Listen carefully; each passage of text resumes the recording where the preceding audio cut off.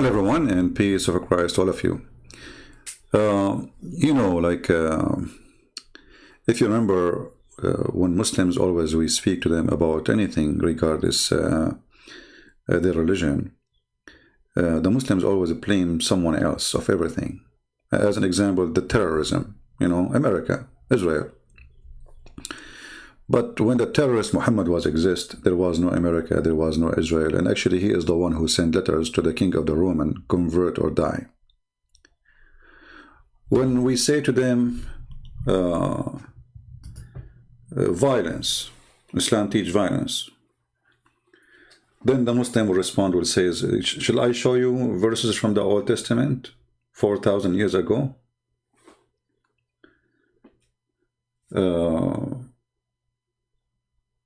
Always they have to blame somebody for what they do.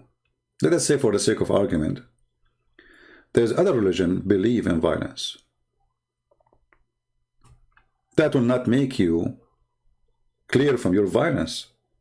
You just said, okay, me and them. That's stupid of you. So they think always by throwing something on someone else. When you show me a verse from the Old Testament 4,000 years ago or 3,000 years ago, and I show you today, we are talking about time where everybody lived by the sword, died by the sword. And in a time, supposedly, we became way more civil. Today, not 4,000 years ago. So look what Islam did. The Middle East was way better than before Islam. Before Islam, the Middle East was in different level. All Muslims agree that Muhammad himself used to work for his wife, and this is before she became his wife. What happened to women after Islam? You see, they say to you that Arab, they used to abuse women, which is a lie, because women in the Middle East at that time, they were masters, and Muhammad was a servant himself for a woman. There was a queens and leaders.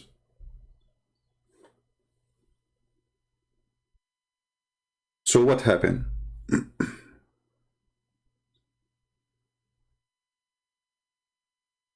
You know what I mean? What happened exactly?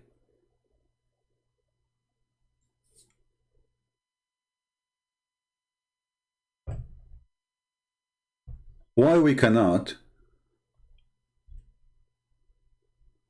see the same women exist again? Why after Islam women they are wearing burqa? Before Islam they were not. Was the Arab at that time different from the Arab today? Was the Arab jumping over each other, and like when they see a woman in the street they jump on her?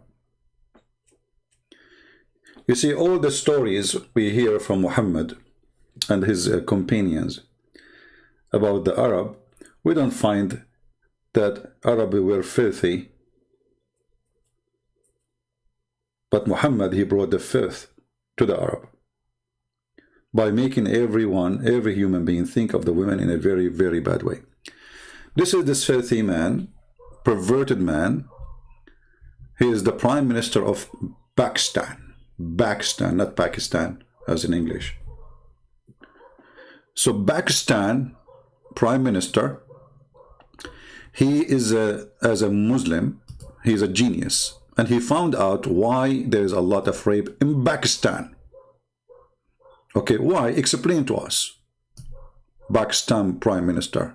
उसका direct impact पड़ा उनकी family system पे। जब मैं गया था तो एक तलाक होती, ये सारा जो पर्दे का कॉन्सेप्ट है ये क्या है कि temptation. Hold on, let us show you more of the screen so you can read the translation, because now you cannot see it. Give me a second.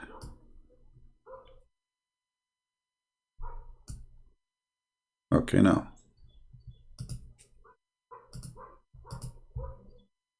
ये क्या है कि टेम्पटेशन ना हो माशरे में, कि टेम्पटेशन ना हो माशरे में। आप माशरे के अंदर There is no temptation in the society, brother, if you are wearing a veil. There is no temptation, you stupid idiot donkey. Well, those women who are getting raped there, they are wearing veil. And let me show you how your prophet, the filthy prophet Muhammad, he got tempted by a woman. She's walking by and she was wearing a burqa. Was she? She was a Muslim woman wearing a burqa.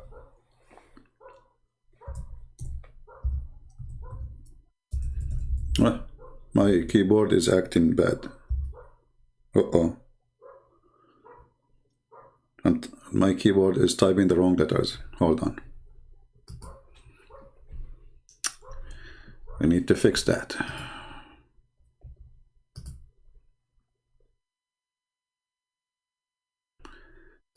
You see how this filthy religion function? Can you believe it? So if you wear a veil, we will not rape you. Listen, Muslim women.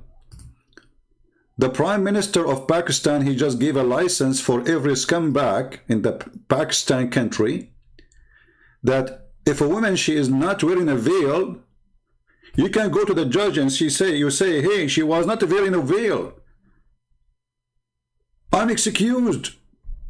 Because if she was wearing a veil, I would not rape her.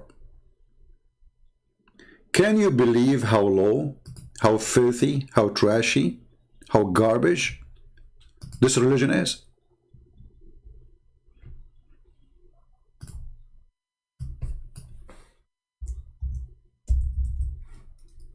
Can you believe it?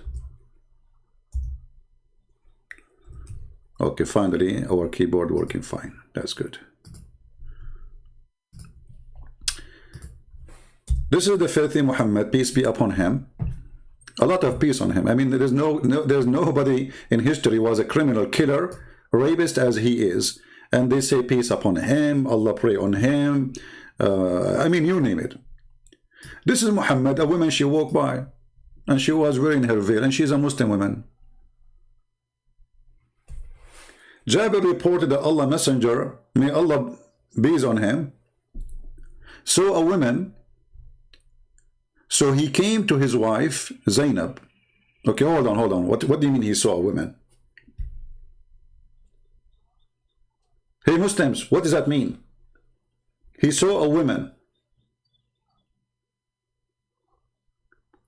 So he came to his wife, and she was tanning leather.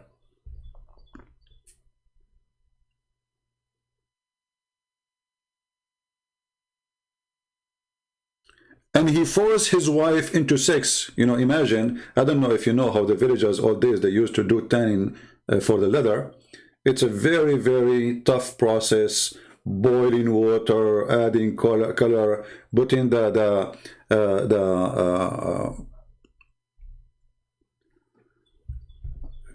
leather in, taking the leather out, etc.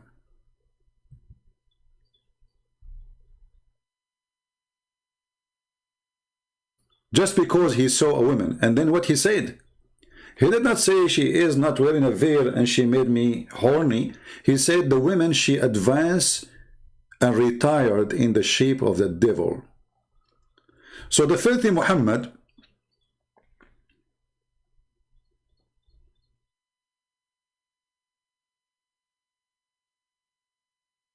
is tempted just by a woman walking by. And she's a Muslim woman. And she is not wearing bikini, and there's no skirt at that time.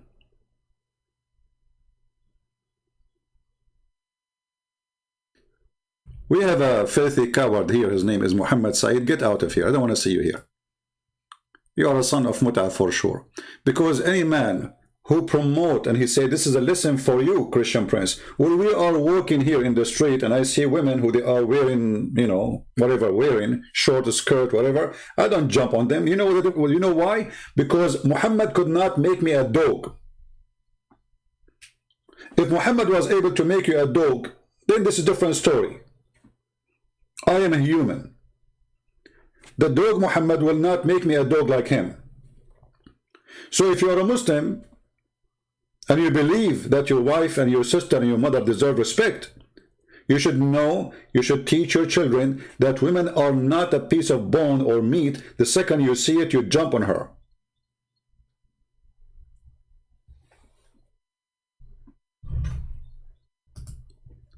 And just to show you the hypocrisy of this filthy man, this is his ex-wife, and this is when she was his wife. So based on this filthy man, his wife, she should be raped.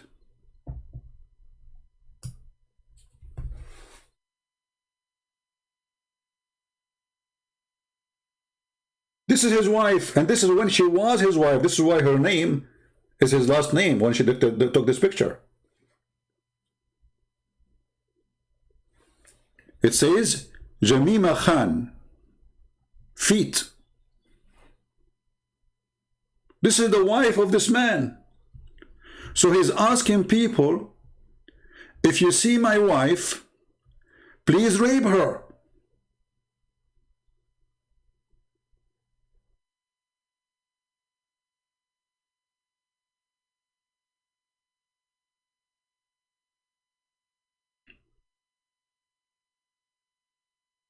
But you need to understand that those coward leaders, if we can call them leaders, they do say things for the sake of election. Obviously, this man, he don't believe in a single word of what he's saying. But by saying it, you became a filthy creature for me. How come he is marrying to this woman, and this is how she used to dress when she was his wife? She dressed long clothes when she go to Pakistan. Because in Pakistan, they will rape her. So when she go back to England with him, she wears short skirt.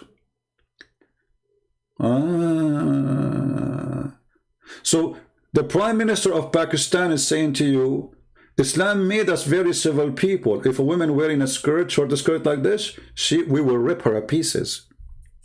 In my beautiful country, Pakistan.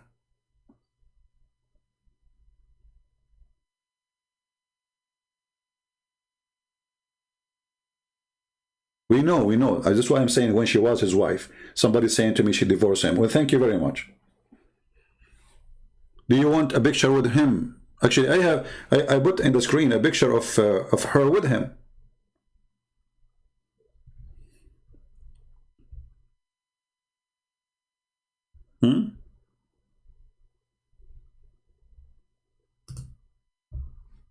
What is this? This is the wife.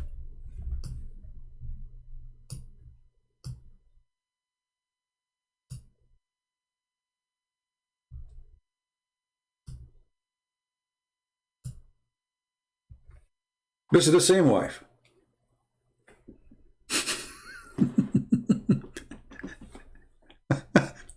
He's a rich man. and here you see how some women, I mean, how in the world even you marry such a man? Just because you have some pennies? What a quality of a woman you are. So she accepts to put this in her head? What a transforming machine.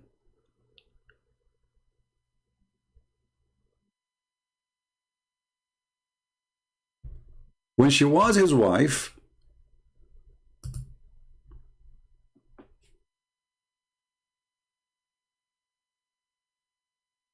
according to Naaman Khan, his wife should be attacked.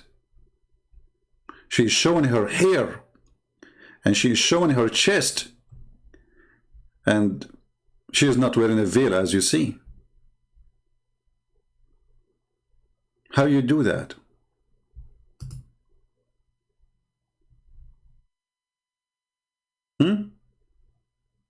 Veil. He is saying you need to wear a veil, not only like wear conservative clothes. No, you need to wear a veil. How come when he was married, she did not wear a veil?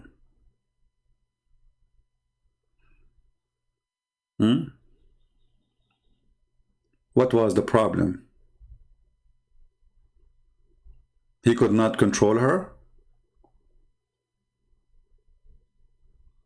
She was controlling him? He was a bad Muslim? He repent to Allah now? Or because he knew what kind of people he have and he wanted to win the election?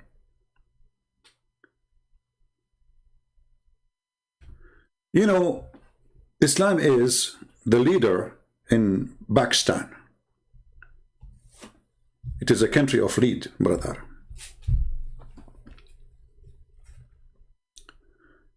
A lead in morality, and because Islam is taking over the country. I mean, Islam took over a long time ago.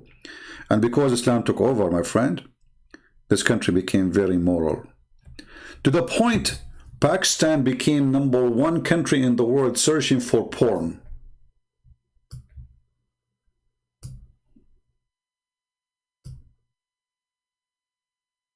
So now look what we did. We told everybody have to wear a veil. Islam, brother, Islam. And then everybody is searching for porn. Some people, they keep saying to me, he's divorced already from, we know, what's wrong with the people? Why people are stupid? We know that the guy is divorced already. We are showing you when she was his wife, what she used to dress. What's wrong with people? Are you stupid or what? Why do you keep repeating saying we know she is divorced? We show you that when she is with him as a wife, she was not wearing the veil. He is saying if you don't wear the veil, men, they will rape you. What's wrong with people? Nobody is listening. Too much hashish. Stop saying to me she is divorced. I mean, we knew that those Muslim men anyway, they will marry them just for fun. As you see, he don't respect her. Because if he respect her, and she is his wife, by what he is saying now his wife is a whore. That's what he's saying. A woman, she is not wearing a veil, according to this filthy prime minister of Pakistan, the porn country. She is a whore. Again, somebody will come and say, oh, she divorced her. We know. I said from the beginning, his ex-wife. What's wrong with you?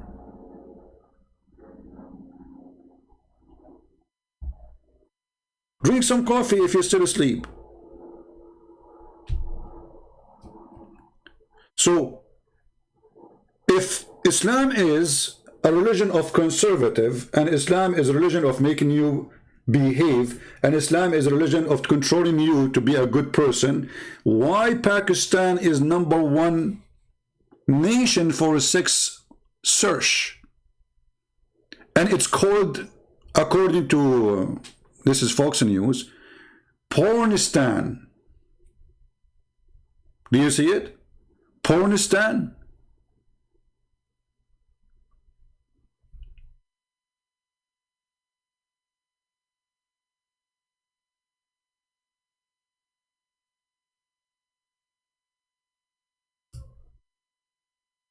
They got upset because Google published which the country is #1 searching for sex. They got upset from the truth. It hurt. And what they search for? They search rape sex. Look, they are #1. Sex with donkey. Sex with horse. Do you see what they are looking for? Camel sex.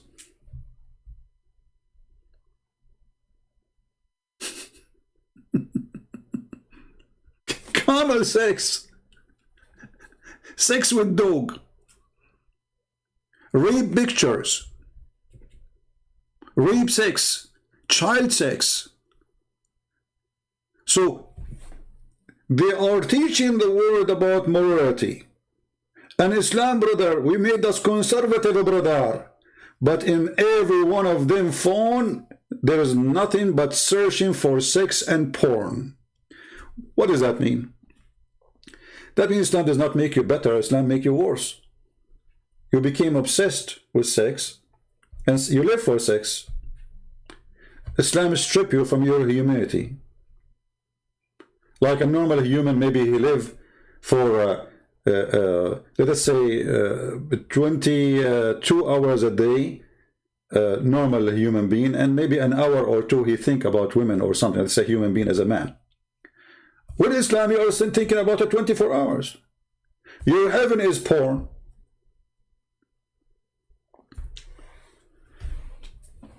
Even in the heaven of Islam, when Allah, He promised Muslim men that they will have a lot of women for sex, look what He said to them. Because Islam make you believe that women are sexual property. Sexual property.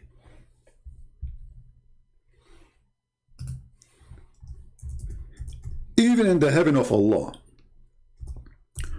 women who Allah, He gave them to you to have sex with them, to rape them, they are not allowed to see other men. Chapter 55, verse number 72.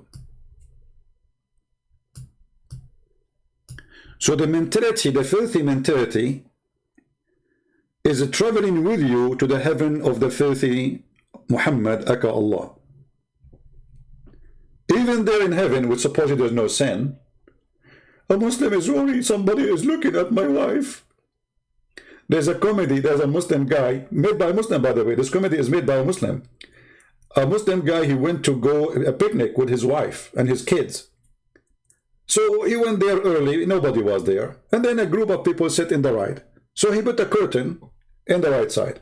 Then a group of people sit in the left. So he put a curtain in the other side. Another group in the other side, he put a curtain. So his wife, she said to him, so why we are here? Let us go home. We are sitting between 4 curtains.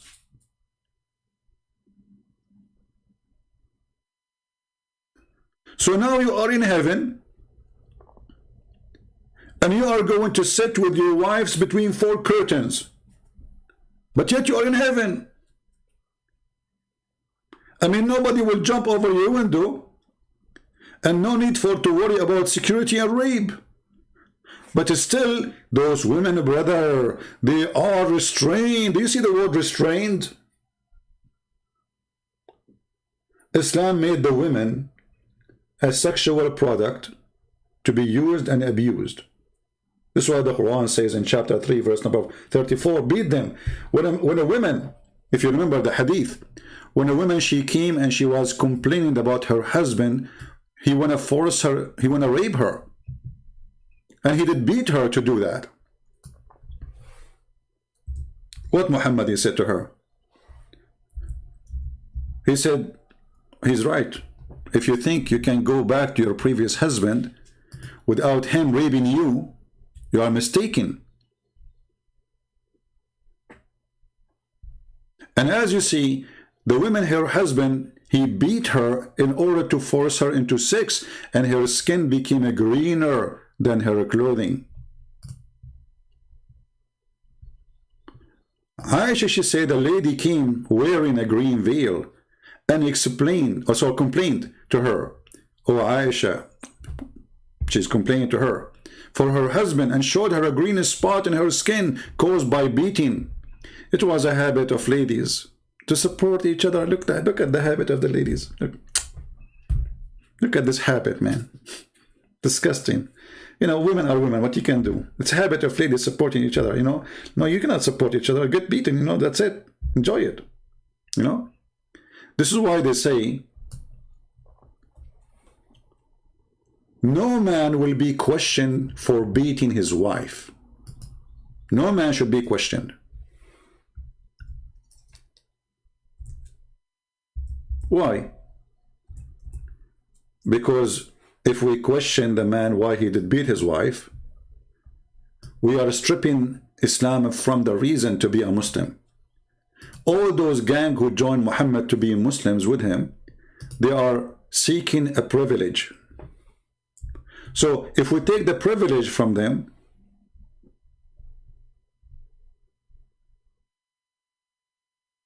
they believe Islam. All the privilege we see in Islamic cult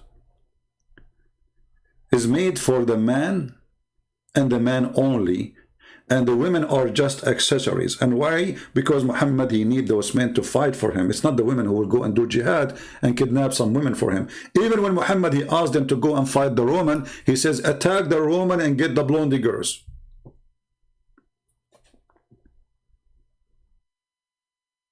Attack the Roman and get the blondie girls.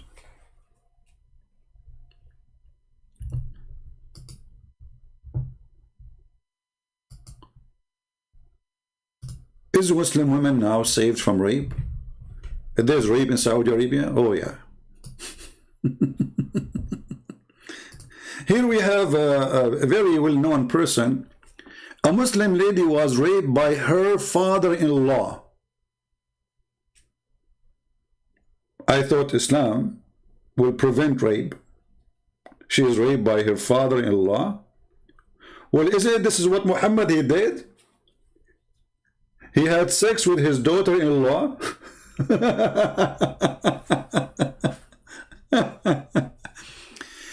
And Islam, brother, create a solution, brother, for rape. Let us see the solution. I want to see the solution. I'm interested. Allah says in the Quran, in Surah Ahzab, chapter number 33, verse number 59, O Prophet, tell your wives and your daughters and the believing women that when they go abroad, they should put on the cloak, they should put on the jilbab, so that they shall be recognized and it will prevent them from being molested. Quran says,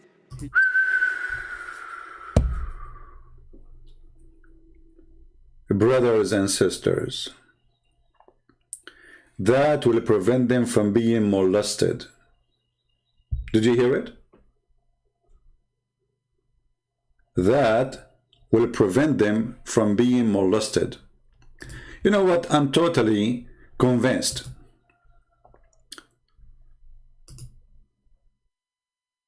that if those women are wearing the jilbabiya, I mean, this is stupid, by the way, because jalabiya is not the veil. Jalabiya is a dress everybody used to dress at that time. In the West, in the East, it doesn't matter. Stupid idiot donkey. But let us show you, are we really going to have decency if we wear the jalabiya which he was talking about? This is the jalabiya.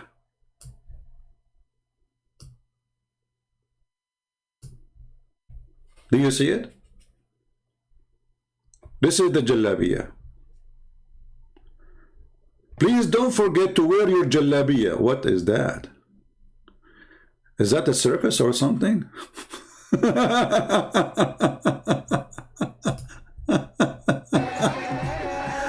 Oh boy. Okay. Brother, they are wearing jalabiya. And look, brother, all of them, they are wearing hijab. And if you listen more, you will see they are going to recite Allah, Allah, Allah, Allah. Jalabiya, brother. Jalabiya, brother, can solve all the problems.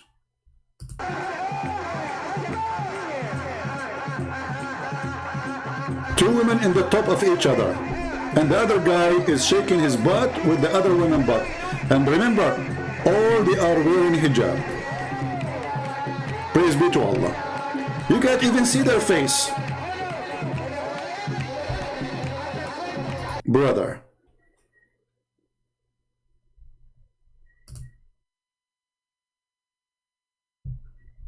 We are Muslims. We don't do what the kuffar do, brother. We don't. You like it, you don't. We don't. We are different. Islam teaches us, brother, a lot of things. I mean, I have to skip some pictures because some of them, they are totally weird. What is that? I mean, it's very moderate to have two women in the top of each other. Oh boy. Okay, let us forget this topic.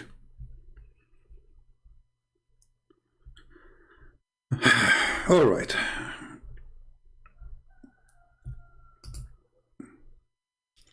So, as you see, those people, they speak about things. If you go and you know, I've been in Asia, I've been in Thailand, I've been in many countries.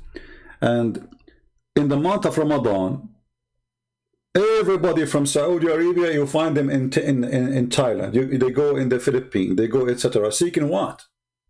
Are they seeking the beach? Are they? No, everybody knows what. Prostitution. And they come back with all the AIDS they have, and etc. And then they sleep with their wives. This is why you know, in Islamic countries, AIDS spread like fire. Why? Because a man have multiple partners, and all those men, 99% maybe, go abroad, have sex with the different women as soon as they get a chance to do it, because Islam made them believe that you can't do that. You see, in Islam, there's always a solution to have sex with someone else. Muta, as an example, as a solution. A zawaj friend, a friend, you know, they call it zawaj friend. What does that mean? Oh, brother, I cannot really have sex with this woman unless she marry me. So we can marry for a few days as a friends. And then, brother, we have sex. And then when we are done, we go. That's it. Bye-bye. Bye-bye. You know? Or even travel marriage. If you have my book, Sex and Allah, you will see how they legalize all kind of prostitution, but they call it marriage. They call it marriage. The one saying to me, stop mocking, get out of here. You are a follower of the mockery prophet. The one who called women equal to dogs and donkeys. The man who said women are coming in the image of the devil and they live in the image of the devil. The man who says all non-Muslims are najis, filthy, dirty. The one who says they are kuffar. I mean, all the names you call us and then you talk about mockery. What a coward you are.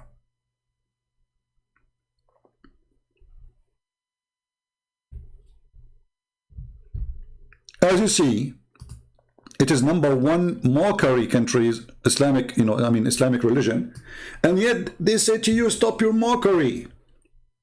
I'm not making a mockery. The one who make a mockery is your prophet. He's making mockery of you. He made you a sex maniac. He made you a sex toy. He made you stupid. That is a mockery.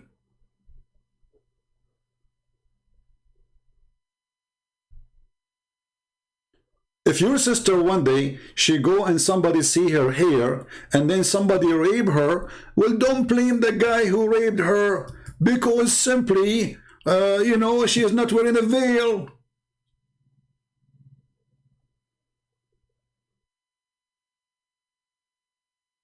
Sorry.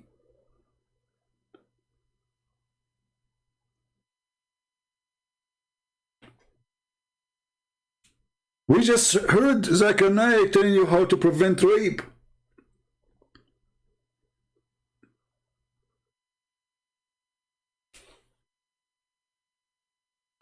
Then we go to different topic.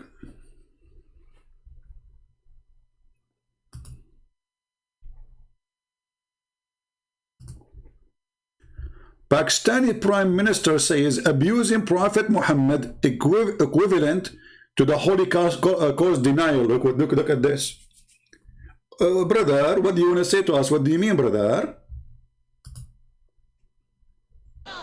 In Lahore, supporters of the Tahreek Labbaik Pakistan, or TLP party, gathered Friday, chanting religious slogans outside party headquarters. Their protest organized offline. Okay, hold on. Anyway, so they are chatting, and the prophet, if you insult the prophet, you have to go to jail. You know what? I challenge the Muslim to accept this. Anyone who insults a prophet, he go to jail. Because the first one who goes to jail is you. You insult everybody. You know, when you as a Muslim, you say Jesus is just a man, he's just a prophet, not God, that is an insult to me. So all of you should go to jail then. When you say Buddha is not God, well, this is their God, that's an insult. You go to jail.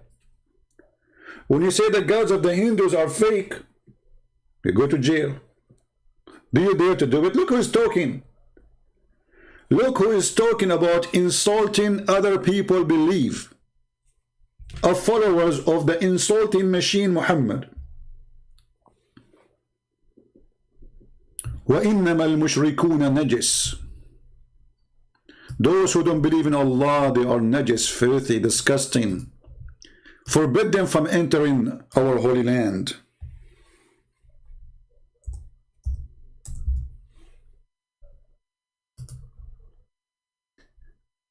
no-go zone. You see, the Muslims sometimes they come to us and they say, do you know what they did in South Africa, brother? So what they did? The white men, they go in the bus, and black men, they go in the bus, different bus.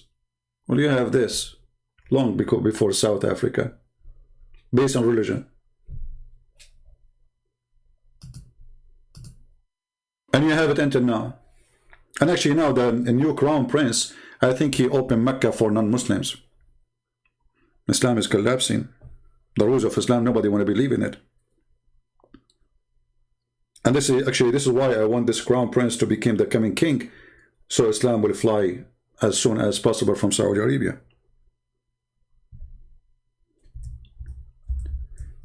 If you search in Google Muslims only Mecca and search for pictures,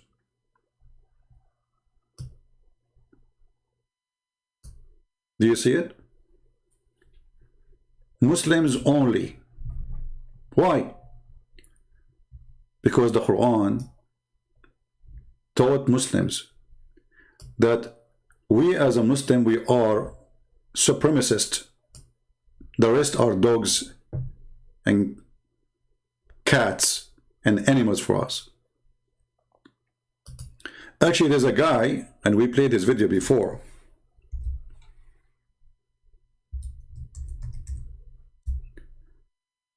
He made a video saying, reciting the Quran. He's not making his own. Saying, brother, look at those cows.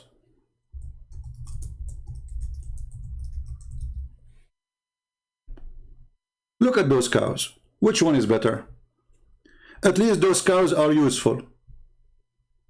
At least those cows, we can get milk from them. Basically, I want to introduce you to the supremacist cult, racist cult, who believe that they are a race and it is higher than every other race. some friends that we have over here. We've got some cows, as you can see. They look a bit vexed. I'm not going to get too close because they look a bit aggy. It's the cow gang. Three look like they're on this thing. Basically, brothers and sisters, just seeing the cows reminded me of an ayah in the Qur'an where Allah subhanahu wa ta'ala describes the people who are misguided. Allah subhanahu wa ta'ala says they're more misguided than the cattle. They are more astray than the cattle, right? Than these cows. And if you think about it, brothers and sisters, a human being, right, who doesn't believe in Allah subhanahu wa ta'ala, he has less value than these cattle right here. Because at least from this cattle and these cows, you can get milk. At least from these cows, you can get leather. You know, you can get something from them. There is some benefit that comes from these cows. Despite how, you know, if you look at them as an animal, you know, alhamdulillah, they're a blessing from Allah subhanahu wa ta'ala, but they're not the most intelligent animal. You know, they're not the most, you know, like you can see flies all around them. But a person who's misguided, a person who's astray, a person who doesn't worship Allah subhanahu wa ta'ala has less value on this earth than these cows.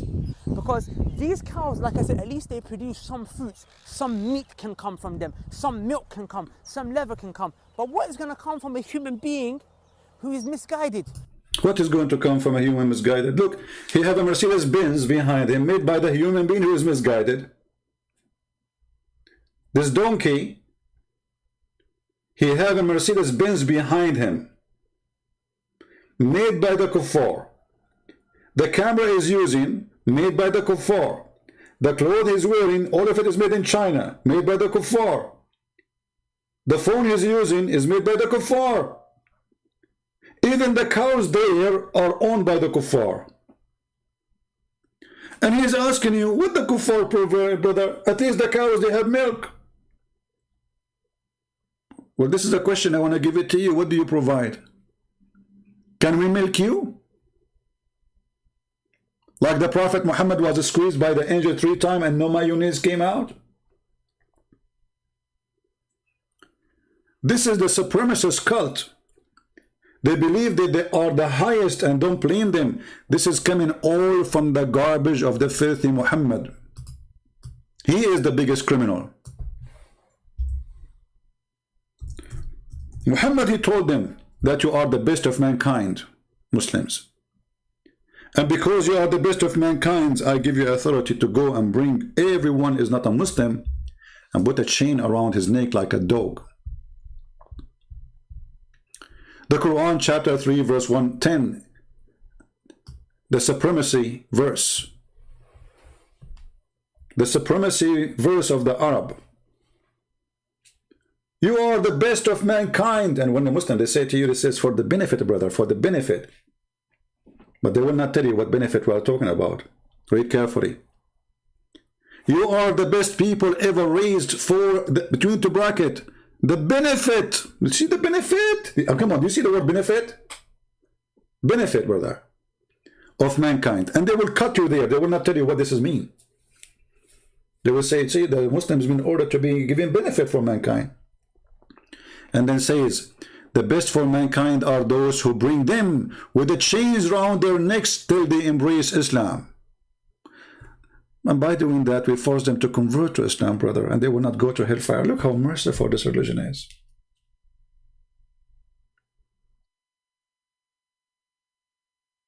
Look how beautiful, brother. I feel like I want to cry.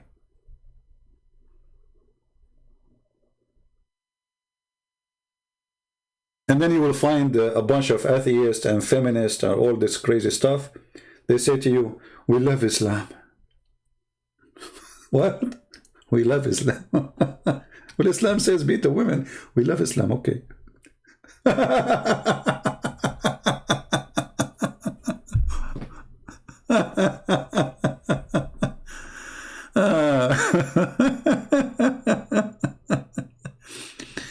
This is a supremacist cult. They've been taught and they've been trained to believe that they are the best of mankind and everyone else have to die or convert or become a slave. Choose one. Which one? For me, I believe I would love to die as a man of a freedom. There's no life for coward. No meaning. Coward. You live like a dog. No point of this life. Somebody's asking, saying Islam is a growing. My friend, Islam is dying so fast. Islam is so dying so fast to the point they are trying to silence those who expose Islam. Do you see? All of this is a sign of a clear weakness. When they go crazy, stop insulting the Prophet because this was not used to happen before. Nobody dared to say anything. Things are changing. Islam is dying so fast. Muslims leaving Islam left and right. They don't, you know, Muslims, they make video. If somebody convert to Islam, they spread the video all over. But when somebody leave Islam, he will not make videos because this is a religion of terrorism. According to Al Jazeera TV, there's 6 million Muslims leaving Islam a year. Al Jazeera TV. And the sheikh was crying, saying, nobody have the right, have the right to make Muslim leave Islam. But they have the right to make you leave your religion and come to Islam, right? But we have no right to make you leave Islam, brother. 6 million a year, and this was many years ago. And now with the satellite, and now with the internet, and now the Muslims, they start seeing the stupidity and the garbage of Muhammad, and they are leaving left and right. And they think by doing more aggressive things, they can stop it. But as you see, anything now happening in this world is going to be in the social media in 2 seconds. ISIS was exist for the last 1400 years, but nobody saw a video of ISIS before.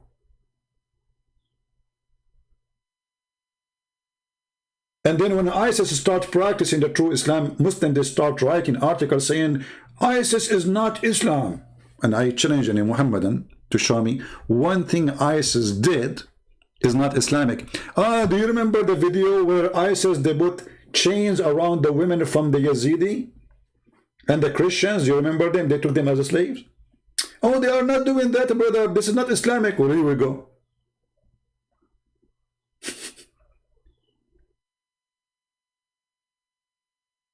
Slaughtering, killing, raping.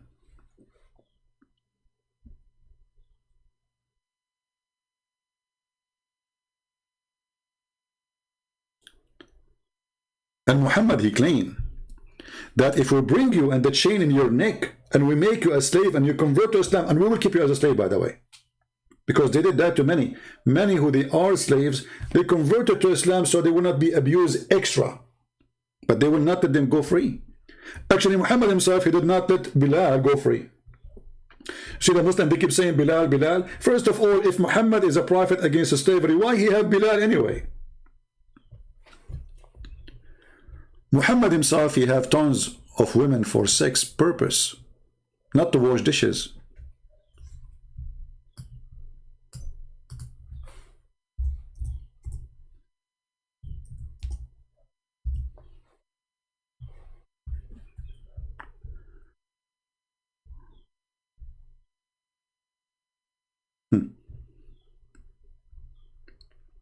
I used to play with dolls sometime of the messenger, and he entered upon me, and we have the girls. Look at the translation. The English translation says girls.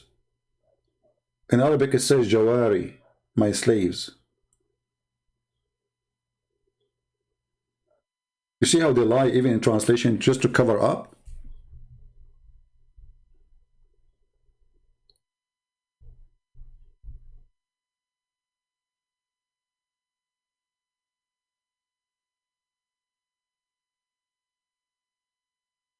A man who had women and slave girls could have intercourse with all of them before he did ghusl. Do you see what we are talking about?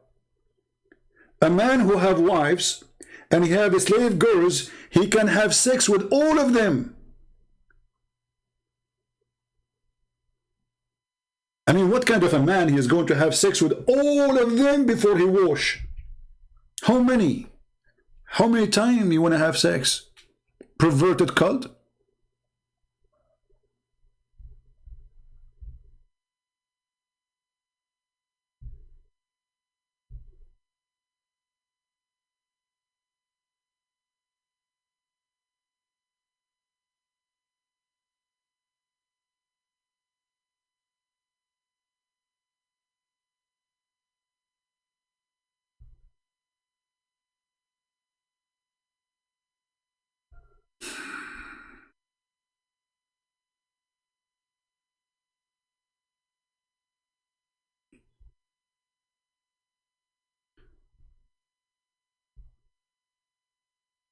Muhammad and the faith of Muhammad.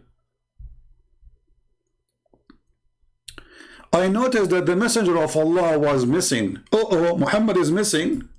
Like what? Muhammad is missing?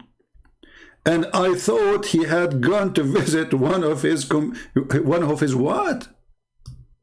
Sex slaves? How many he have?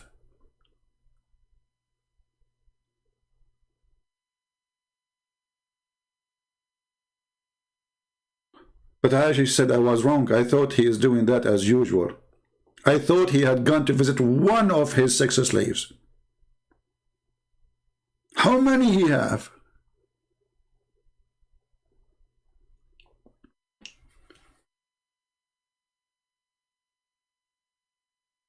You notice right away that the second you join this cult, you will become a sex maniac.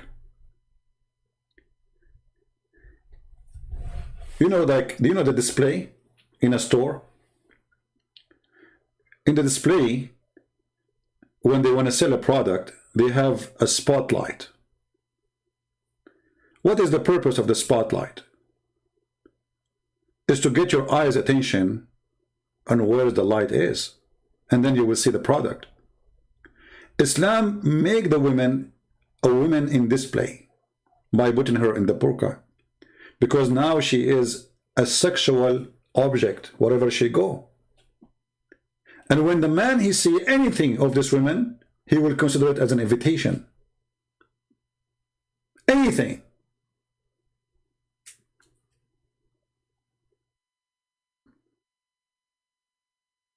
Oh, she showed me her face. Oh, I see her hand. The man, he got aroused.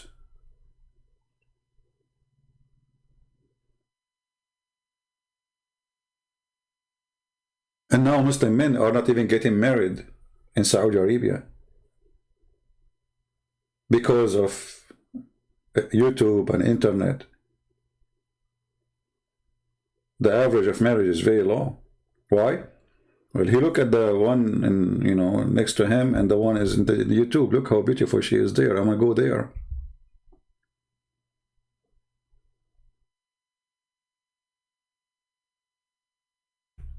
I remember when I was in the Middle East, one day, you know, in the Middle East, like you have, it's different, like the way the buildings is done. So like everything is concrete. So, you know, I was in the roof. We have like a nice yard in the top of the roof. And suddenly everybody is fixing his satellite. The whole town is in the roof. Afternoon, I went to walk. I was like a teenage. And then the kids, who they are in my age, they say, did you change the direction of satellite? I said, why? They said, because the 6 channels, they are in different satellite now. And then I understood why our neighbor Sheikh Muhammad was changing the satellite, and why the other neighbor, and why the other, everybody is in the roof. Everybody.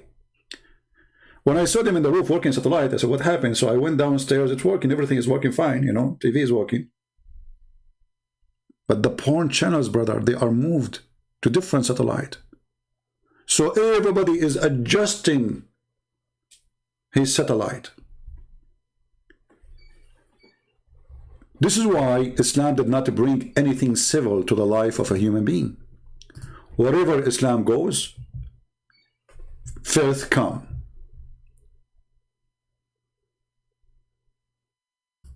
This is why Pakistan earning #1 word in search for pornographic terms.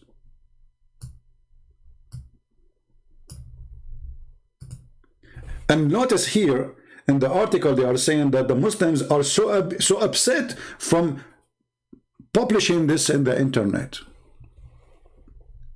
They were so upset from Google, so now Google will not do it again, supposedly.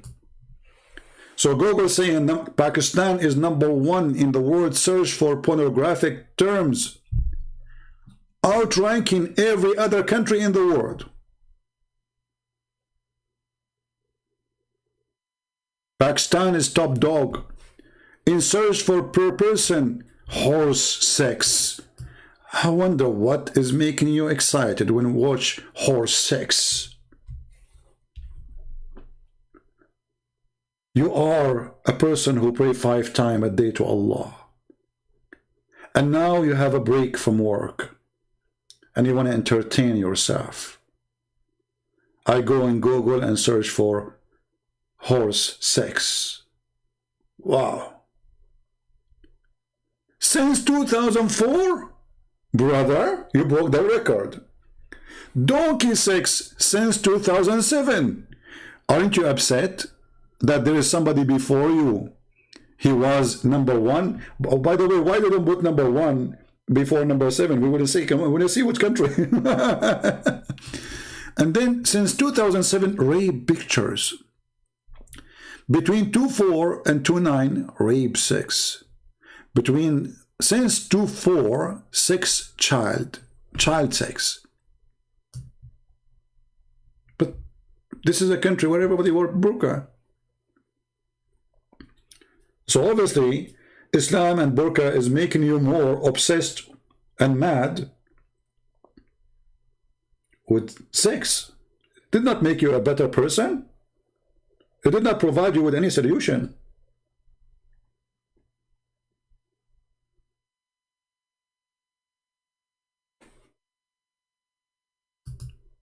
So my friends, Islam obviously is a very evil cult. And Islam made the women a sexual object in everywhere, in every verse in the Quran. A Muslim want to join jihad for one reason, not because he believes in Allah, just to get the virgins. There's tons of videos of Al-Qaeda and ISIS, they are quoting what their prophet says. Brother, when you enter heaven, brother, women, they will jump on you. One, she will be sucking your, and the other one, she will be sucking, and the other one, she will be sucking, and the other one, she will be sucking. I mean, what sucking? They will suck. Are they bad women or what? So you enter the room and they will jump in the top of you. You don't even have it, like, you will be raped, literally. And the Muslim like, wow, I cannot wait for that, brother. Man, I want to go on suicide now, join ISIS. I die. After 2 minutes, I will be in my room. And women, you idiot, you will have no penis anyway. You will become shish kebab. Allah will make me have a... Even when their prophet, he promised them a penis. Iman, have you ever heard? A prophet, he promised them English penis. Which religion promise you a penis will never go sleep?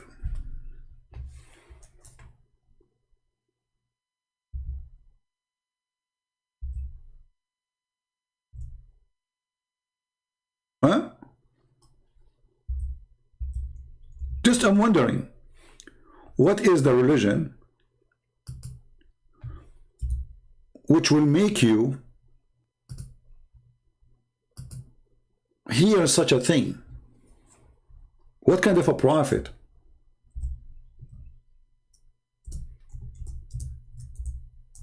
What kind of God? Why this God is so obsessed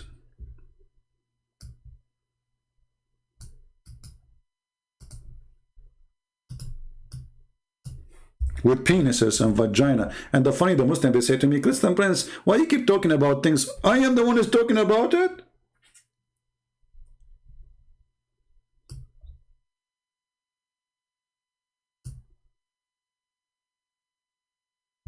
I'm not talking about it. It's your prophet. I'm just reading what he said. They will come and say, why you keep talking about sex, sex, sex, sex? Are you obsessed with sex? Show me one thing in your religion except sex. What is in your sex? What is this? Okay, now I became a believer. I'm going to go to heaven. Have you ever heard Allah told Muhammad that your penis will never go sleep? He told him that. This is the holy message of Allah by the holy message of the Prophet to the holy believers. Brothers and sisters, you will have a penis will never go limp. Good news. We.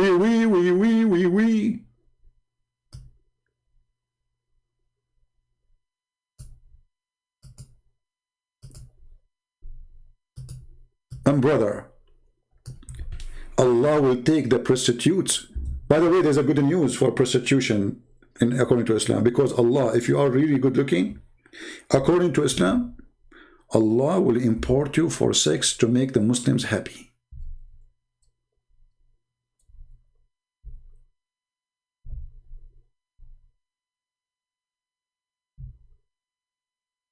Allah will import you, literally.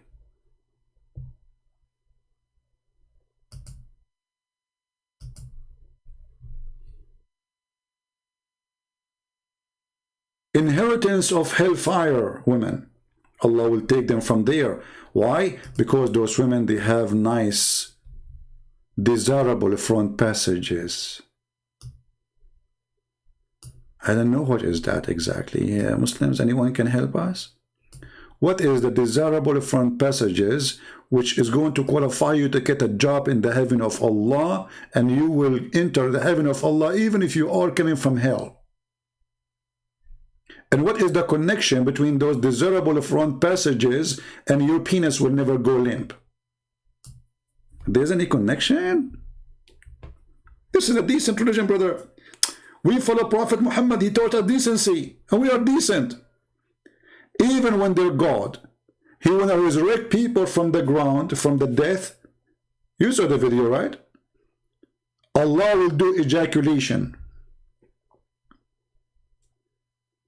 Allah will do what? He will do ejaculation. And then his ejaculation will cover the earth, and then all the dead will come. And I have a video about it already. And actually, I was playing a video of a Muslim who was questioning this story. I heard that this guy, he deleted his video, right?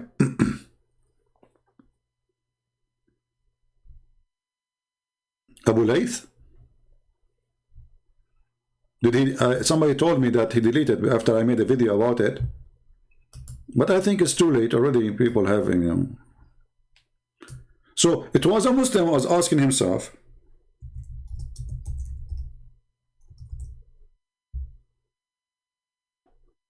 What kind of a prophet saying that? He's not talking about the prophet. He's saying he don't accept the hadith. You see, when the Muslim, they see something very stupid,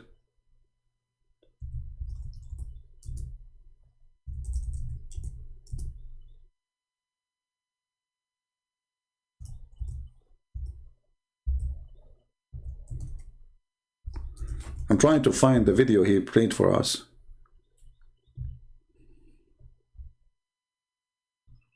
Well, I find my video is not the video he said.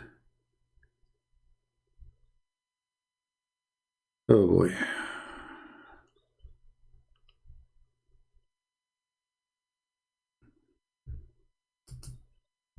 The best form of charity. Okay, commercial. The guy, he could not believe that this is an authentic hadith.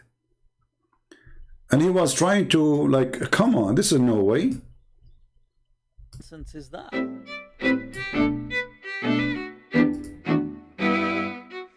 We can say that the Quran strongly suggests, the Quran seems to have a very strong indication that Isa is coming. However, it is not definitive and it is not conclusive in and of itself. Abe Salo, this is strong. Strong, people, strong suggestion. Pay attention. Just from the language of the Quran and just from the context of the Quran, we give it the presumption, but not the certainty. So that's the strong strong suggestion Jesus is coming in the Quran. It's not actually anywhere in the Quran, but khair, strong. As for the hadith, this is where, of course, the issue becomes crystal clear. Then the hadith, there's no doubt now. Doubt has been killed. There is no doubt. The number of Sahaba from whom this hadith is narrated is around 10 or so. We have Abu Huraira, we have Jabir ibn Abdullah, Ibn Mas'ud, Ibn Umar, Aisha, Samura ibn Jundub, Imran ibn Hussein, Abdullah ibn Abdul ibn al-As, Hudhayfa, Thawban, and in fact one or two more.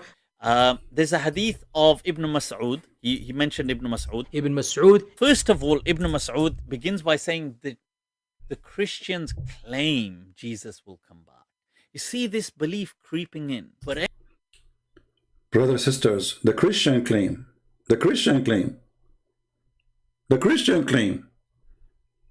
I mean, when I say those people, they are ignorant in their religion. Stupid and do not know what they are talking about. The Christian claim, brother. The Christian claim. It's not the prophetic claim. Brother, this is the Christian claim. Brother, the prophet said, I swear by Allah, the one who have my soul, that the son of Mary, Jesus, will shortly descend on you. And this, by the way, this is a false prophecy, because he said, Liyushikna, which means is almost there. Not only is going, it's not a prophecy about the future, it's almost down. Do you see it? The Christians say, I mean, this would happen when you get a kid trying to refute somebody he have knowledge. Anyway, check this out. Check this out. More interesting, people. I want to bring your attention. Elaborate detail on the end of time.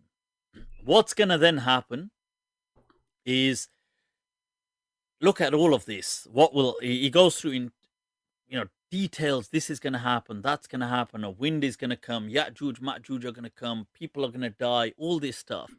But then what's going to happen after this utter destruction? Now, this is the hadith. He was saying, Yahya Yasir Qadi, that we can't question with reason. Put together, too many of the Sahaba have narrated it, and therefore predominant Sunni methodology basically is that mutawatir ahadith are certain. Yufidul qata'. It's not dhanni, it's not something that is subjective, it is something that is certain. The notion of rejecting mutawatir ahadith simply because it is not rational, right? That's to me the fundamental difference between this strand of Islam versus the bulk of Ahlul Sunnah or the bulk of Sunni Islam. So, now check this out. What does the hadith say at the end? When there's utter destruction, how will this be brought back? Then Allah will now I have to translate this, so brace yourselves, people.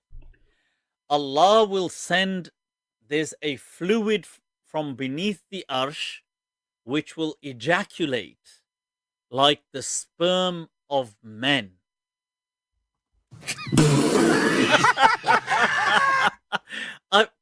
Whoa, people, let me repeat. Look at it for yourselves. ثُمَّ يُرْسِلُ اللَّهُ مَاءً. Allah will send down on earth, shower down on earth, fluid from beneath his arsh. So beneath his throne, there's a collection of fluid, which is كَمَنِيِّ الرِّجَالِ, which is like the sperm of men.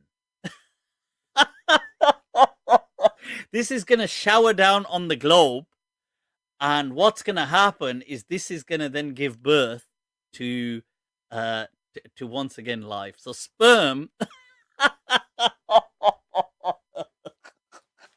So for that, people, I had to yeah. So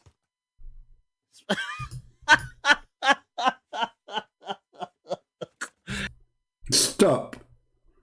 This is what happened to a Muslim when he read his books. He opened an umbrella to cover his head from the ejaculation of Allah. And this is what they do when they listen to me. In order to protect themselves from the ejaculation of the books of Islam, because it is disgusting, it is stupid, it is crazy.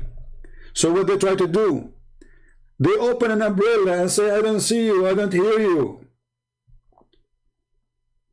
You don't open umbrella when Zakir Naik is talking. I put the dark with him, and I'm going to answer him. And fourth, Allah have ejaculated. First of all, the Quran said it is he, and obviously he's a man, and he has a reading. Please sit there, put your umbrella down. There is no sun. Say, brother, I'm not opening the umbrella because of the sun. There's no sun, but it's just spitting all over the place. This is Islam. Even resurrection is done by ejaculation of Allah. And this Muslim guy, he could not believe it that this is in his book. But you believe it or not, who cares? It's there. It is there. You don't want to believe it? Is it up to you? Is it up to you to cancel what Muhammad said? Are you making fun of what your prophet said and what Allah said to him? Then Allah will now I have to translate this, so brace yourselves, people. Allah will send, there's a fluid from beneath the arsh which will ejaculate like the sperm of men.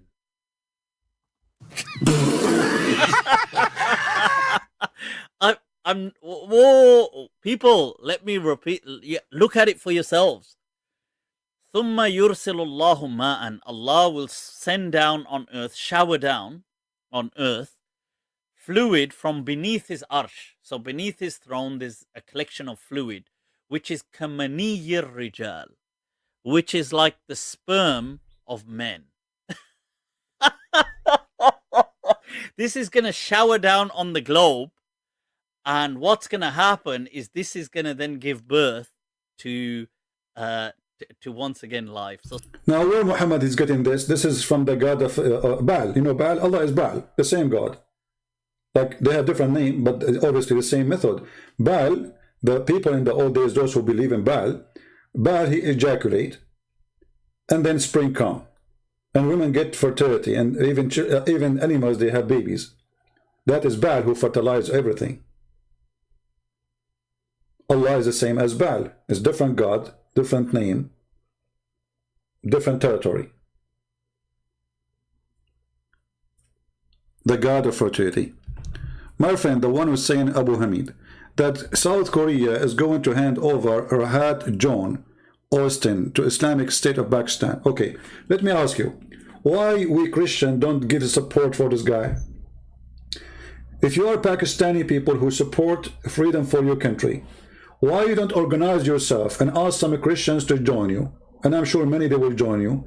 Those who live where the embassy, there's many embassy for South Korea. There's one in California, there's one, etc. Go, do something. Make a big sign. Don't do that. You know, let people talk about it. If you want to help this guy, do something. Posting in a chat only is useless. If you want to help this guy really, if we really care for this man to be saved from deported to Pakistan, and we know what will happen, and I wonder why even South Korea would do such a crime when this country majority is a Christians. So stop complaining, do something. Those who care, they do. Not only they talk about it. And please next time don't say the word ex-gen. Don't shorten the name of Christ. Christians, not ex-gen. We are not ex and Christ is not ex.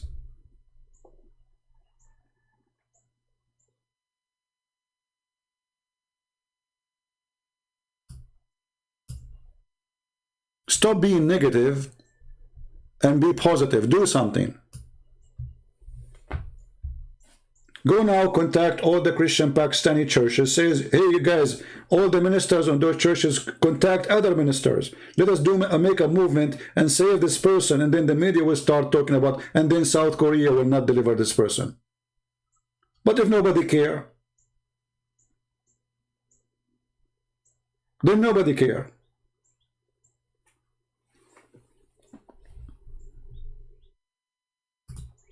And remember one thing. If you think that you can do nothing, you are mistaken. If you think you are just an individual and you are weak and you are not important, you are mistaken. You are weak when you decide to be weak. And you are strong as army when you decide to be strong. I can show you in my email how many strikes I got from Pakistani government complaining to YouTube. The Pakistani government, a country who have nuke, they are worried. They are saying those videos are a threat for our security.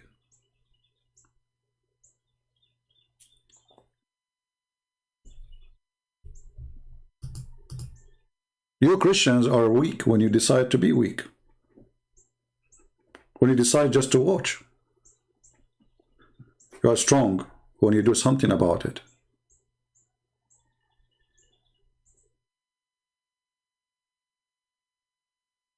And we are very strong. But the problem became, we became so much, okay, we trust the Lord, we trust the Lord. Okay, my friend, the Lord said to you, work and I am with you. The people of the Lord are working people.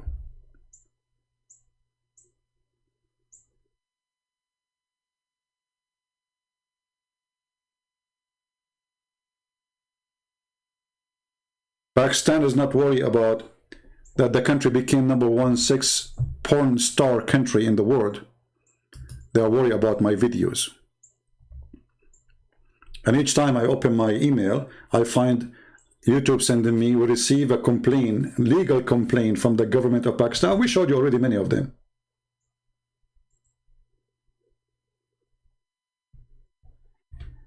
No, I don't want to unblock Saeed. Let him go. We are done with this kid. You say it one more time, I will block you too.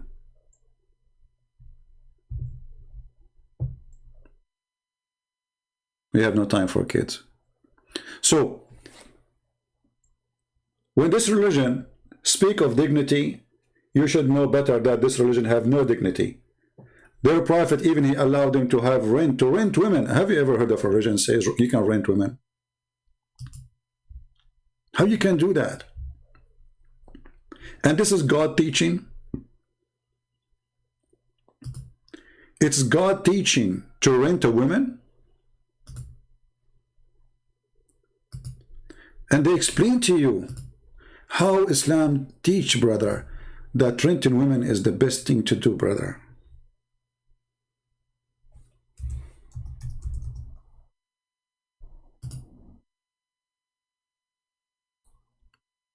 renting women.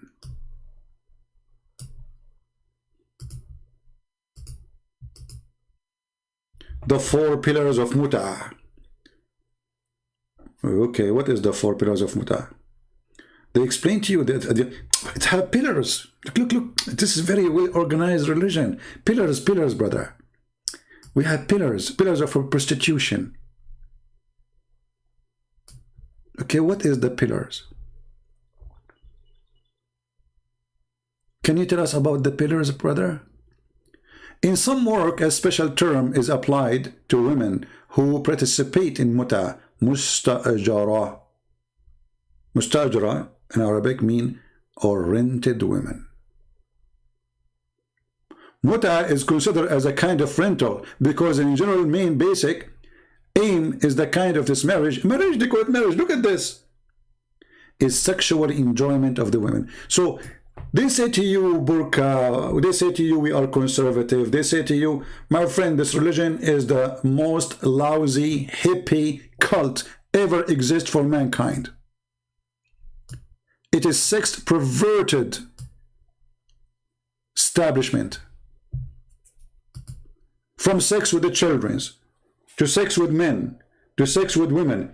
And by the way, there's a guy, he posted like in Ezekiel, it says that the lost and have sex with the etc. And the, my friend, you stupid idiot, this is about a city. This is about a city. This is not about a woman. You are stupid and don't like your prophet. The whole city. There's 2 cities. This is not about one woman having sex with a camel, you idiot, with horses. But for someone like you, watching Zakir Naik, obviously you are super intelligent.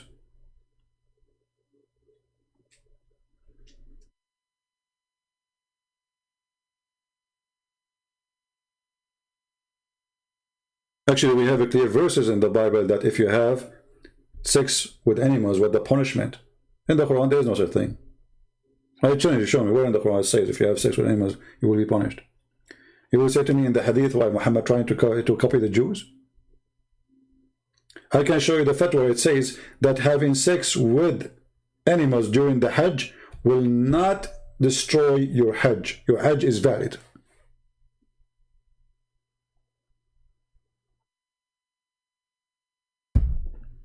So if you are interested in renting women, Islam is what you deserve, you should have. So when those people, they say to us, like this is the Prime Minister of Pakistan, I understand very well the game. This guy, he knew what kind of people he is going to vote for him. In order to win the election, always before the election, they do something. They prepare themselves for the election. If you remember, when a Christian, he became the mayor of Jakarta in Indonesia. To get rid of him, the guy, he just said, those people, they are using Islam for the sake of election. They put him 40 years in jail, and they strip him from his job as a mayor when he's saying the truth.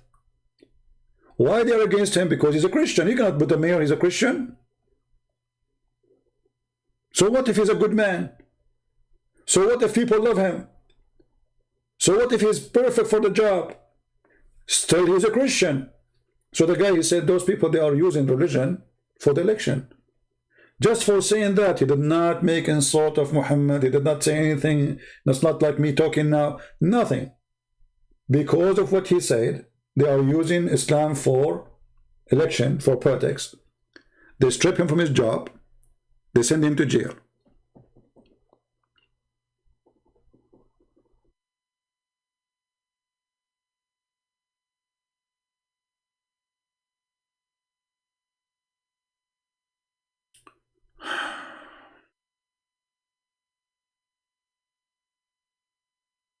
Can you show us the Hajj verse, having sex with animal?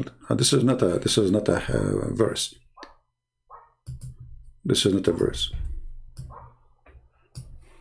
Actually, the Quran does not have verses anyway.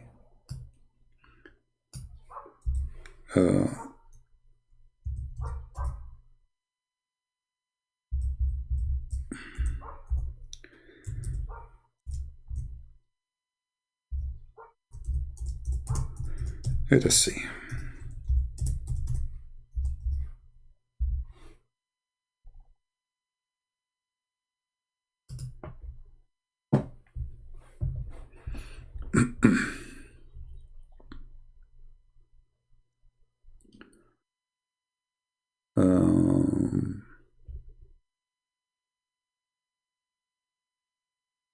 Here we go. And I will give you a link, you know, for those. But this is not a verse in the Quran. Quran does not speak about this.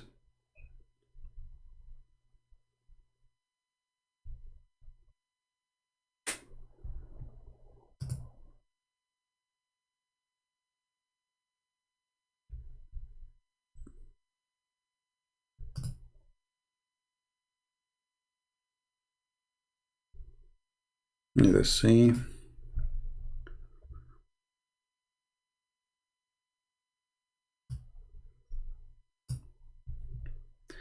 I will give you the official website. This is official, actually. This is islamweb.com. This is the fatwa number 214033.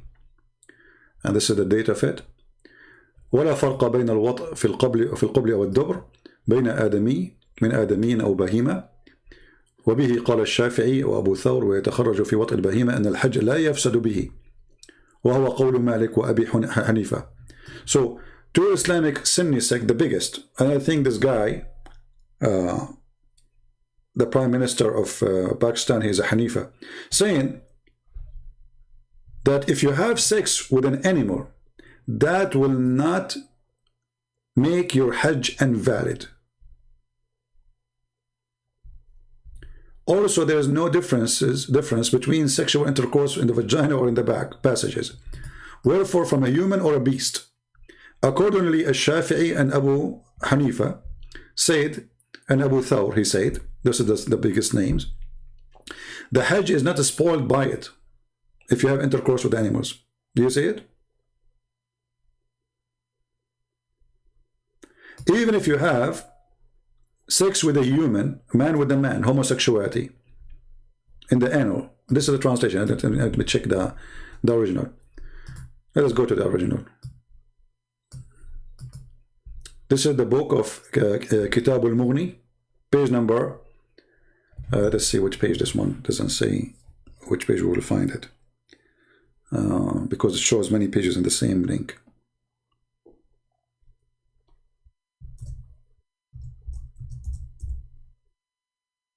All right, here.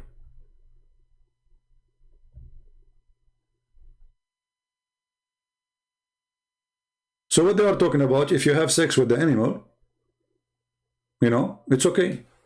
There's no problem. No problem.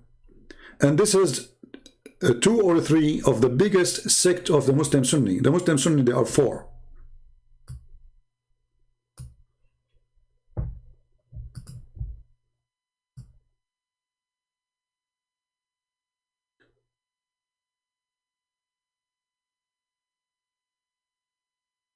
Al-Shafi'i, Malik, Abu Hanifa, they have no problem if you have sex with the animal during the Hajj, and that will not destroy your Hajj.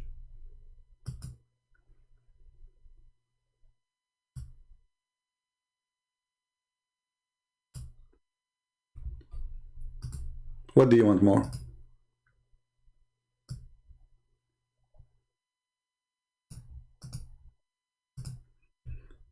Let me find you a link I can share.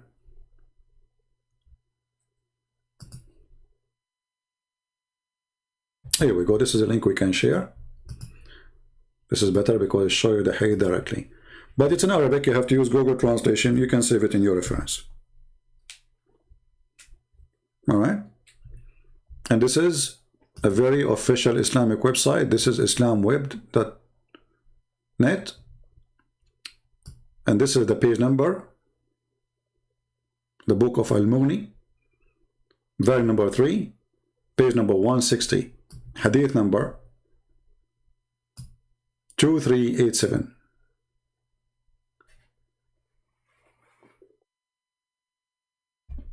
This is Islam. And always I need to warn you that when Muhammadan they speak about adultery as an example, they say to you Islam is against adultery. For Muslims, adultery is different from adultery for us. For Islam promote adultery. Actually, there's verses in the Qur'an say clearly and showing you what the Muslim used to do with the slave girls. Slave girls, they've been forced into prostitution in the time of Muhammad. Women, Muslim women, they complain that their men, they became pimps. Muhammad, because he cannot make his men angry, and he liked the idea actually, making good money. He says, force not your girls into prostitution. And if you force them, Allah is all merciful. There's no punishment, there's no penalty, and it's okay. And this is telling you that Islam promote prostitution in the time of Muhammad, and Muhammad never made a punishment for prostitution. Force them not if they choose a chastity, which means give them a choice. If they like to work in prostitution, then there is no sin. This is a chapter 24, verse number 33.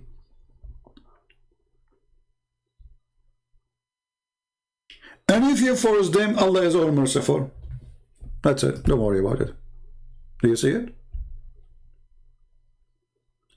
So don't be fooled when they say to you, Islam is against prostitution, Islam is conservative, Islam is the most lousy. Have you ever heard of a prophet, he ordered women to give their boobs to an adult man to suck it?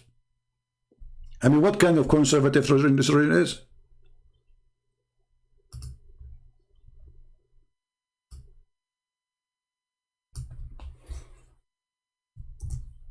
Have you ever heard of this before?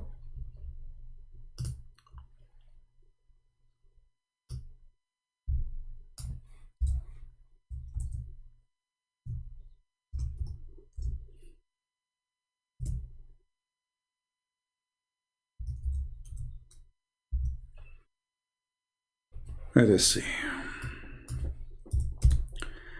Each time Aisha, she want to have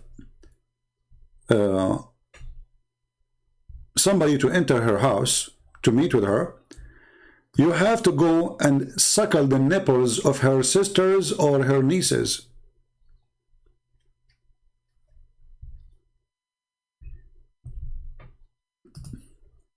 Let us show you the hadith.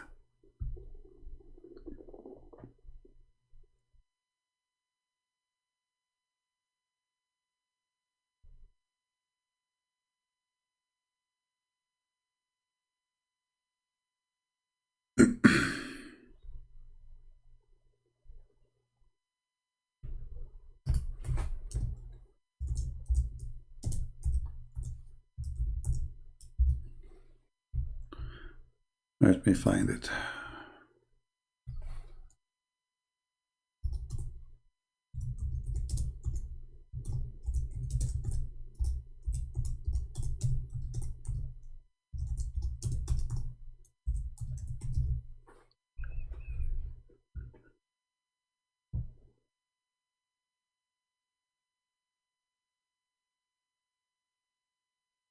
Here we go. You see how conservative? So we Muslims, we force women to wear burqa, and the burqa will prevent you from prostitution and prevent you from temptation, but we order our women to give their boobs to strangers.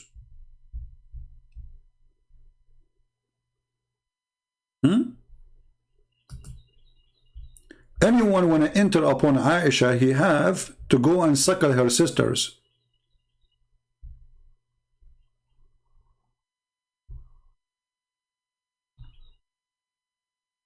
And look at the first translation, give milk. It says give milk, give milk. Give milk.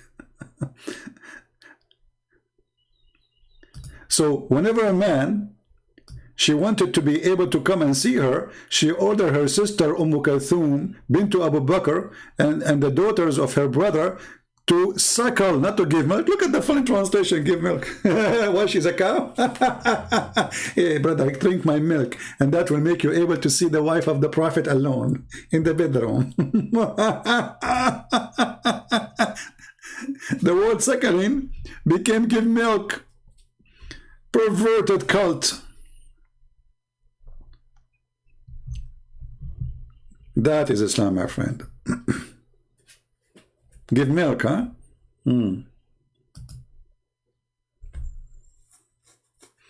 Actually, there was a Muslim sheikh in Twitter. He was talking about this, what the Prophet taught, and we should follow it. You know, I mean, why we should not?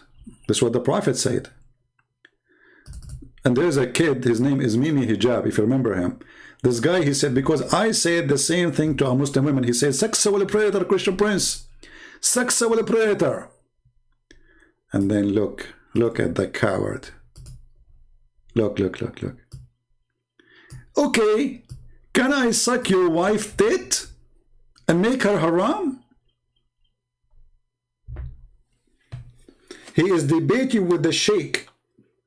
The sheikh is reading the hadith of the Prophet, ordering Muslim women to give their boobs to strangers. Mimi Hijab, who said that because I said the same thing, but I did not say to the women, I said to her, suckle me. The Prophet says, suckle me. He made video, says, Christian Prince, sexual predator, brother, sexual predator. And look at the filthy coward. I said to the women who called me, who she said that Jesus was doing the same for his mother, she is filthy. They said he is sexual predator for quoting their prophet. And now look what he's saying. Okay, can I suck your wife? And then a Muslim, he said to Mimi Hijab, what kind of mannerism are these? Shame on you, Muhammad.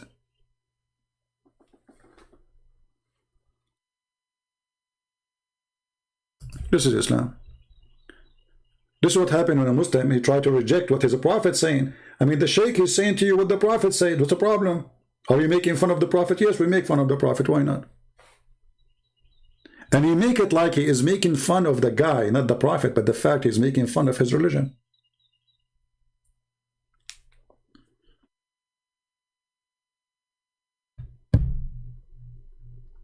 Right? So, I want to say thank you guys for being here. I appreciate you all. And by the way, those who are downloading my videos, somebody says that he downloaded the video from somebody and that buddy, flag him. First of all, I say to the one who flagged that person without saying his name, it's not right to flag other person because you yourself taking my videos. Now, if you are saying I'm serving the Lord, then you should ask people to download your video, even if you add the translation, and this is your work. Because remember, this is my work too. So if you are truly serving the Lord, you are not worshiping yourself, then you should not be upset from people downloading the video which is made by you and they load it different place. You should be happy for that. But if you are not serving the Lord, then you are serving yourself. You want to worship me. So if somebody take my video, that is my video then, that's me, I'm worshiping myself. Don't claim that you are serving the Lord. You are just serving yourself. You want just more subscribers. So if somebody did that to you, tell people about what he did, because obviously he's not serving of the Lord. At the same time, don't download from him, download from me. Here we go. I will finish, download it. All right? Always you need to remember to stop, if you are really a person who believes in Christ, not to think about yourself. I don't care if I have 1 subscriber or 10,000 or 1,000,000. For sure I like more, so more people will come, right? But at the end of the day, all your subscribers are mine because they are listening to me anyway. Is it about numbers on my page or numbers everywhere so people they can see the truth? Are we trying to serve the truth, serving the Lord, or we are serving a person who have his own ego, who want people to worship him? If you are a servant of the Lord, you wash the feet of the people. And this is how we wash your feet, with knowledge.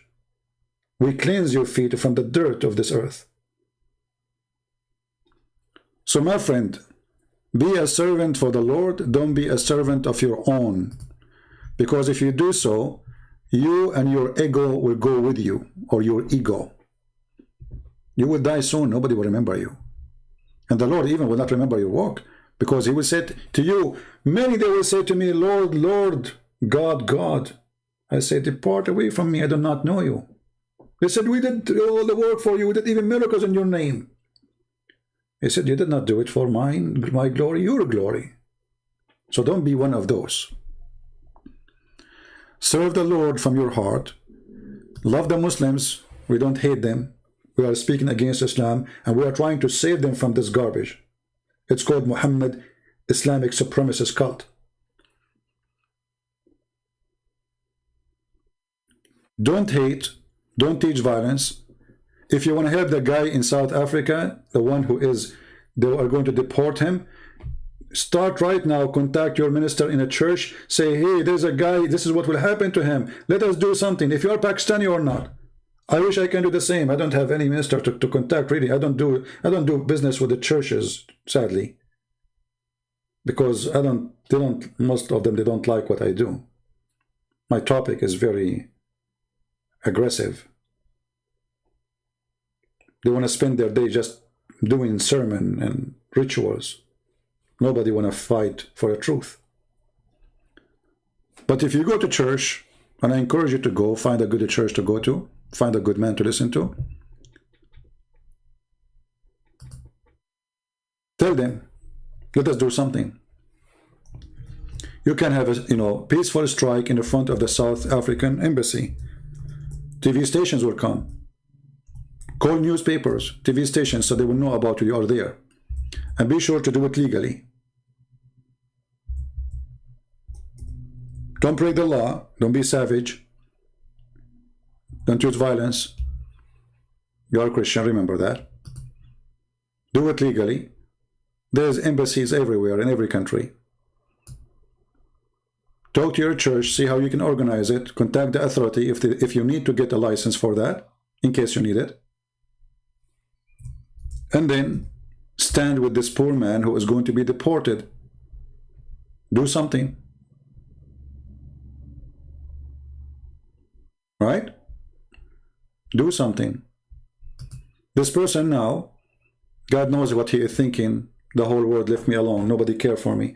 If I am a famous man, if I am important man, the whole world will talk. If I'm a Muslim, the whole world will talk about him. But he's a Pakistani Christian. And we knew how they are treated. So what we do, we just watch what's happening. Why not all the Pakistani, they organized, all the Pakistani in USA, in Europe, etc., go and make a strike in the front of the South African embassy. Don't give this man, you have no right. Because we know what will happen to him. Or what is a crime, what he did. Like if he's a criminal, if he's a rapist, send him back. If he kills somebody, send him back.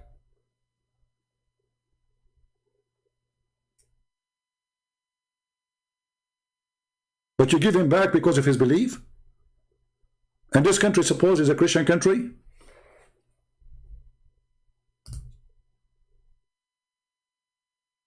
So do something.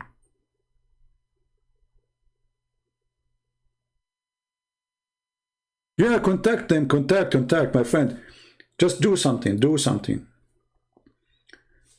If we don't work, if I don't decide one day that, you know what, my English is funny. You hear Muslims making fun of my English from time to time, right? My English is funny. I'm a stranger. And then I want to go in the internet and I want to debate people. I want to show them the truth about Islam. How impossible the mission. You know what I'm saying? First time I remember I entered a chat room. Just to show you how the mission was very hard on me. I entered the chat room and instead of saying hello guys because my English is funny, I said hello this. I'm going to type it for you.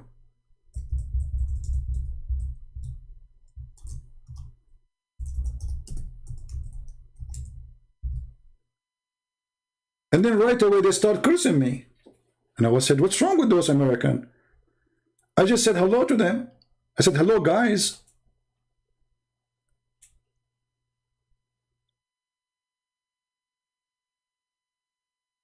Do you notice how bad it was? How hard, how impossible it is? Like, what?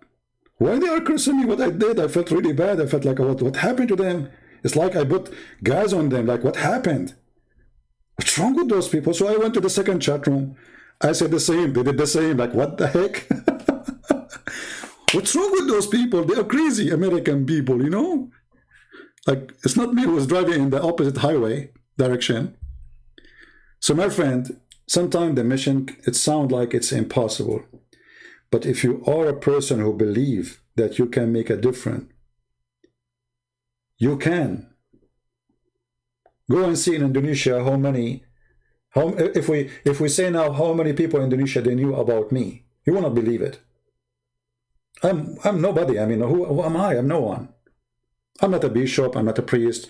I don't have a church to teach in. You know, I'm just a person who have, let's say, I have extreme knowledge of the garbage of Muhammad. That's it.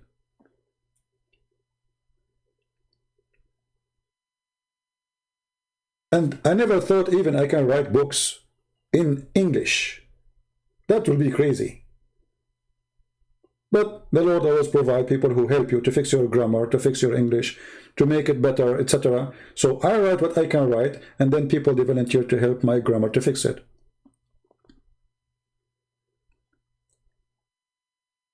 Don't always think this way.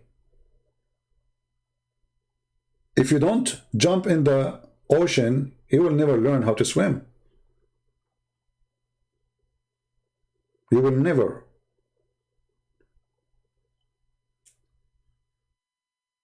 Be strong and be a believer.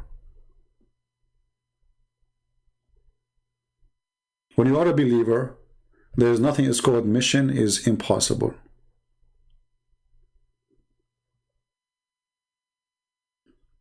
And now we have my books translated to many languages. Russian, Polish, somebody now working in the Romanian, we have Indonesians, we have Albanian, Bosnian, Croatian, we have German, we have Dutch, we have a French. I mean, imagine my books are translated to all languages in the world, and most of them is given them for free. Isn't it amazing what one person can do? So imagine if every one of you, he says, I can do the same and even better. The Lord, he gave every one of you as a gift, and sometimes your fear prevent you from using your gift. You're afraid to be laughed at. You're afraid that people will make fun of you or whatever. Don't worry about the people. There's always people who will appreciate you. People do not know you until they see your quality. And this is the question, do you have a good quality or not? So my friends,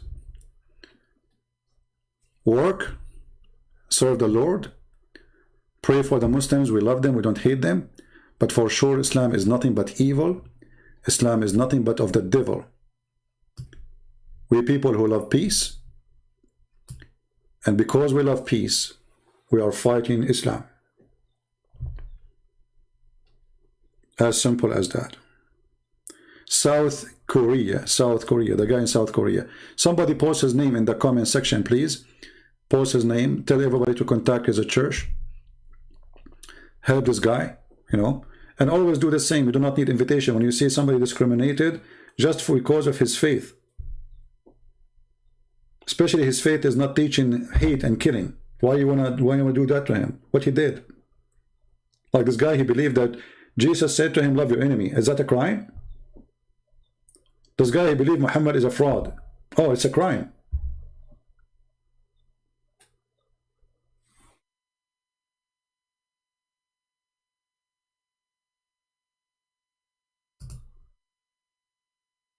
I want to always, by the way, I know that people don't need my thanks for those who support us, because I don't talk about it. Like I go live on air, I should, you know, I never said anything about donation, but I'm very thankful for those people who support us, because if they are not doing that, I will not be able to give my books for free.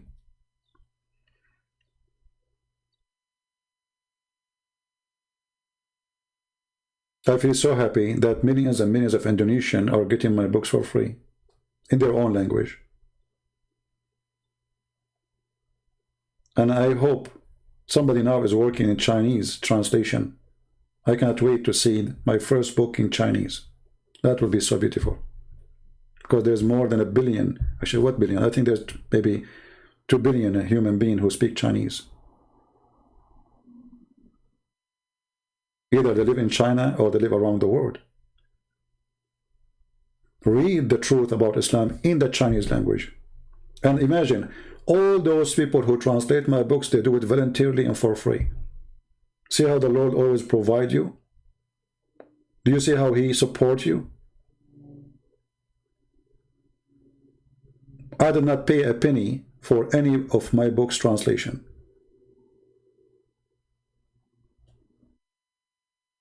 So sometimes I get upset from the Christians because not too many, they are, interested in fighting for the truth. But there is many, they are good people.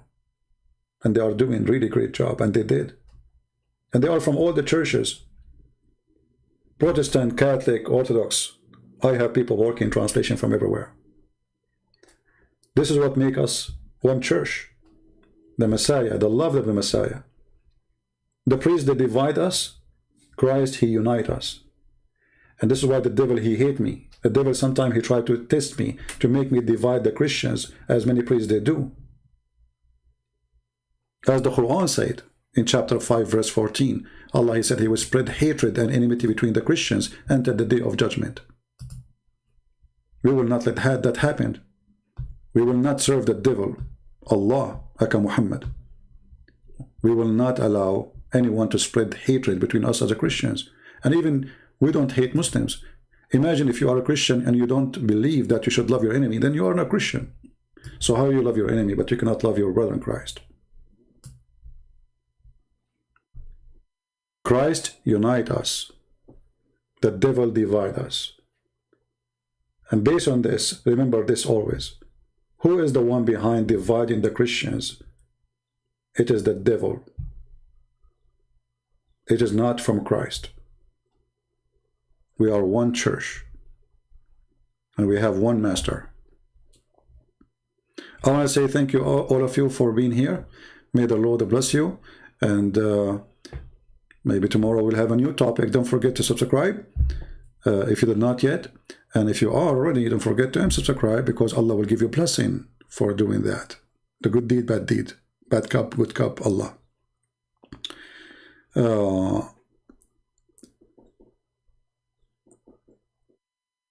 So Call CP, is his book is so bad? For sure my book is so bad. I mean, I'm talking about Allah, what do you expect? Like, hello? A Muslim saying my book is bad. My friend, this is an honor degree for me to say my book is bad, because if my book is good to you, that means I said nothing there.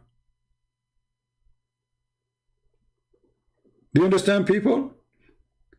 If a Muslim, he says the books of a Christian prince is good, that means you should not read it. Period. That means those books are bad for you. They are fraud then. When a Muslim, he says the book of a Christian prince, the books of a Christian prince, they are bad, that means that's a good, wonderful book. If Muslims, they come here and say, Christian prince, may Allah bless you, that means I'm just being a fraud. If they don't oppose what I do, that's a clear sign that this is a person you should not listen to. This is why you see Muslims, they favor some people who claim to be Christian, like James White as an example. Because he defends Islam.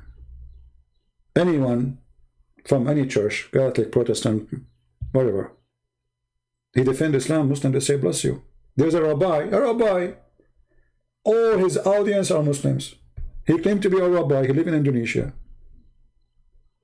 You will not find a single negative comment in his videos. Why? Because he defends Islam, he attacks Christianity. Perfect. The Lord, he said, from their fruits you shall know them. And this is our fruits, and you be the judge. to listen or not. But at the end of the day, the real judge is God, our Lord. He will be back, and even the cult of Islam believe that the Messiah is coming back. So get ready, Muslims. You will stand in the front of the Lord, who your prophet said, when the devil he see him, he will be dissolved like salt. And your devil Muhammad will dissolve like salt when he see the Messiah. Our Messiah is coming. Your prophet is dead. And for those who believe in the Messiah, they will live. The Lord, he says, whoever believe in me and die will live forever. Those who follow the dead Muhammad, they go with the dead Muhammad. We are following the living Messiah. Thank you very much. Somebody saying your books is the best for beginners. Obese, my friend, my book is good for scholars, not for beginners, because I challenge you to tell me something in my book you know already. For beginners. People are using my books for PhD. Already many people, they ask me for permission to do their PhD using my books. Because everything you saw there, actually all of you are here for what? Because you are beginners, or because you are hearing things you never heard before? How many times you hear Muslims saying, I never heard this before? So what for beginners? Sheikhs, they don't know. So you made me laugh, my friend, when you say for beginners. What beginners? Every page in my books is a shocking information for Muslims, not for you. You know nothing. For those who they are sheikhs for all their life. So thank you guys for being here. May the Lord bless you. Until we see you soon again. Christ is Lord, Islam is false, and don't forget to download the video as soon as it is ready, because we don't get, keep my videos in my page for long. Thank you, and God bless. Take care.